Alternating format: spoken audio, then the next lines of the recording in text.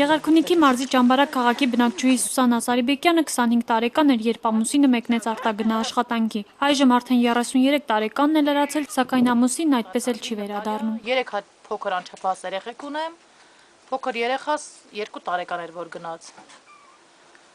Ինքը ծեր մայր ուներ, ծեր մայրը մահացավ ու թողեց ինքը արդեն գնաց, որպեսզի աշխատի ընտանիքը պահի, բայց ընդեղ էլ գործերը նորմալ չի։ Ամեն անգամ մի պատճառաբանություն չեն բարձրացնում, գումար չկա, ճանապարհածախս չկա։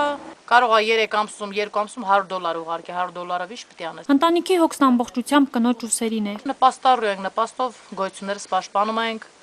կամ ասենք ամառվա լավ սեզոնին փողով կարտոֆիլ ենք հավաքում։ Ընտանիքի խնդիրը ոչ միայն օրվա հաց հայթայթելն է, այլև վտանգը, որ մի օր տունը նրանց գլխին կփլվի։ Տունը փլված, պատերը ճակած, դրսից տան մեջ չի, լույսը երևում է։ Երեխաներս պետք է մնան ցրտում։ Չնայած արդեն 9 տարի է, որ ամուսինը չի վերադառնում ու նույնիսկ ժամանակին գումար չի էլ ուղարկում, կինը դեռ շարունակում է սպասել։ Մի գեղեցիկ օր կգա, հույսով ենք։